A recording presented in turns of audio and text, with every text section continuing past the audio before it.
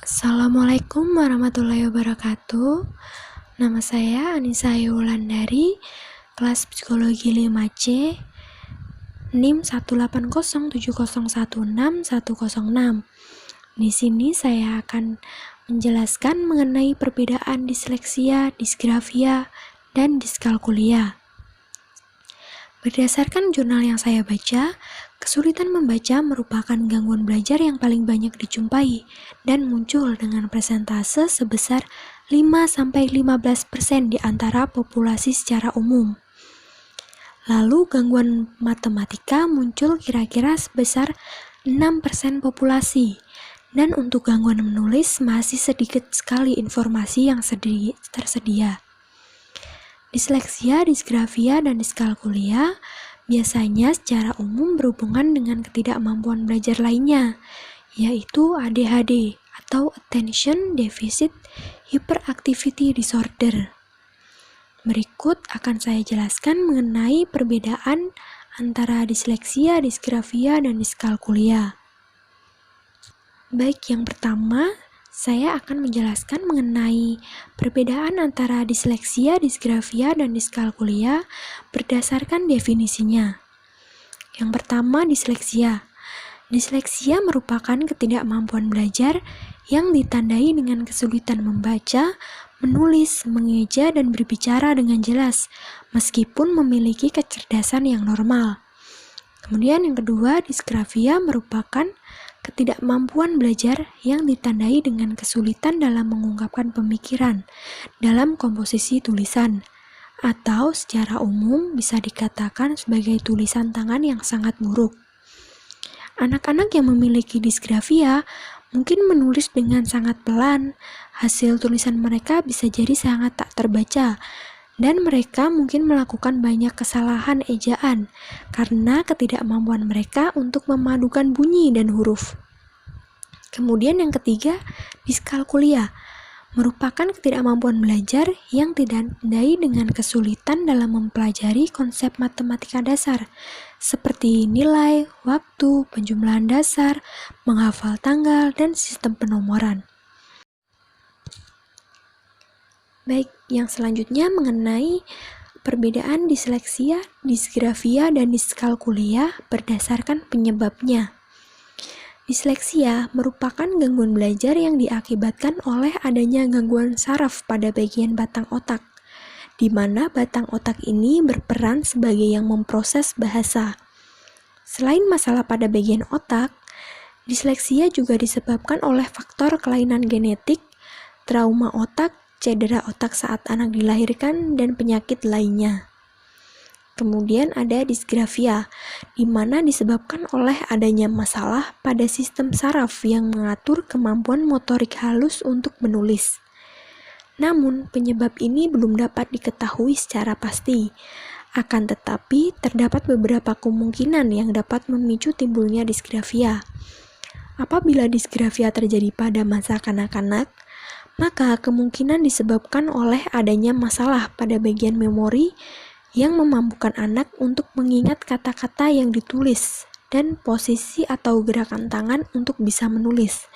Sedangkan disgrafia yang muncul saat dewasa bisa disebabkan oleh adanya cedera otak, tepatnya di bagian lobus parietal kiri, ataupun penyakit seperti stroke. Disgrafia dapat diturunkan dan beresiko lebih besar untuk dialami anak yang lahir prematur dan anak dengan gangguan belajar lain seperti ADHD. Kemudian, diskalkulia, di mana disebabkan karena anak memiliki masalah pada otak yang berkaitan dengan kognisi matematika. Diskalkulia juga dapat terjadi karena faktor genetik, kelahiran prematur, dan mengonsumsi alkohol ketika sedang mengandung. Baik, materi selanjutnya mengenai perbedaan disleksia, disgrafia, dan diskalkulia berdasarkan gejala dan karakteristiknya. Yang pertama, disleksia. Gejala disleksia bisa berbeda antara pengidap satu dengan pengidap lainnya. Gejala ini bisa muncul pada usia berapapun, tetapi lebih banyak dijumpai pada usia anak-anak. Berikut terdapat beberapa gejala disleksia. Yang pertama, kesulitan belajar membaca meskipun tingkat kecerdasannya normal. Jika dilihat anak yang mengalami disleksia lebih lamban dan berusaha keras dalam membaca, mempelajari huruf, mengucapkan atau menebak huruf atau angka, serta memposisikan mainan huruf. Yang kedua, anak yang mengalami disleksia kesulitan dan memiliki kemampuan bicara yang sangat lambat, sehingga untuk belajar berbicara dibutuhkan waktu yang lebih lama. Biasanya anak dengan disleksia sering salah dalam pengucapan kata atau membedakan bunyi kata yang berbeda. Yang ketiga, mengalami perkembangan yang lebih lambat dibanding anak seusianya. Misalnya seperti membutuhkan waktu belajar perangkak, berjalan, dan berbicara yang lebih lama dibanding anak seusianya. Yang keempat, kesulitan mengkoordinasikan gerak tubuh sehingga dilihat tampak lebih lemah dibanding anak lain seusianya. Contohnya, seperti sulit mengkoordinasikan gerakan mata dengan gerakan tangan. Hal ini dapat diamati ketika mereka menangkap bola. Yang kelima, sulit berkonsentrasi dan cenderung mudah sakit. Mereka cenderung lebih mudah terserang alergi, demam, eksim, ataupun asma. Selanjutnya, mengenai disgrafia. Ciri utama dari anak yang mengalami disgrafia adalah tulisan tangan yang tidak jelas dan sulit untuk dibaca. Akan tetapi, tidak semua anak yang tulisan tangannya tidak rapi mengalami disgrafia. Terdapat beberapa gejala yang dapat mengindikasikan kemungkinan anak mengalami disgrafia, yaitu 1. Tetap mengalami kesulitan meskipun hanya diminta menyalin contoh tulisan yang sudah ada. 2. Memegang alat tulis terlalu keras sehingga menimbulkan kram tangan atau sulit memegang ballpoint maupun pensil dengan mantap. 3. Pengejaan dan penulisan huruf besar dan kecil yang salah. 4. Anak tampak harus berusaha keras saat mengkomunikasikan suatu ide, pengetahuan, atau pemahamannya lewat tulisan. 5. Mencampur huruf sambung dan huruf pisah. 6. Ukuran dan spasi antar kata yang tidak konsisten atau tidak beraturan. 7. Kekurangan huruf atau kata dalam suatu kalimat. 8.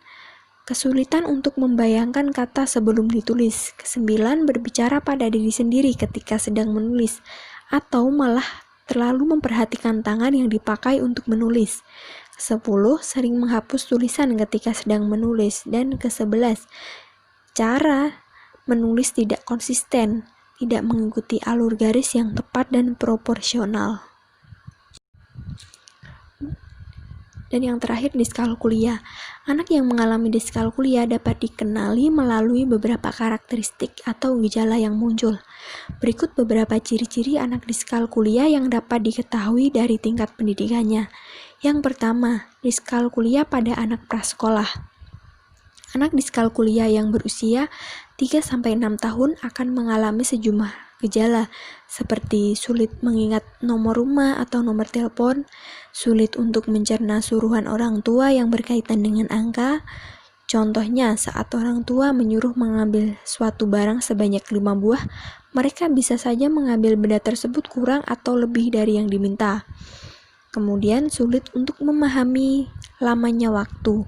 Mereka akan merasa sudah berada dalam waktu tersebut selama berjam-jam, padahal kenyataannya hanya beberapa menit. Selanjutnya, sulit untuk menghitung 1-10 dibanding dengan anak seusianya. Dan yang terakhir, sulit untuk menyamai bentuk atau warna benda.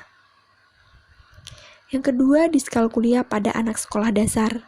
Anak diskalkulia saat memasuki sekolah dasar akan mengalami sejumlah gejala seperti menghindari permainan dengan angka atau berhitung seperti monopoli.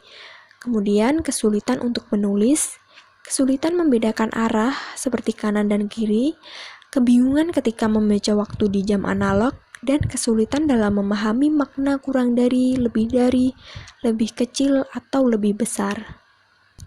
Kemudian yang ketiga, diskalkulia pada anak sekolah menengah pertama.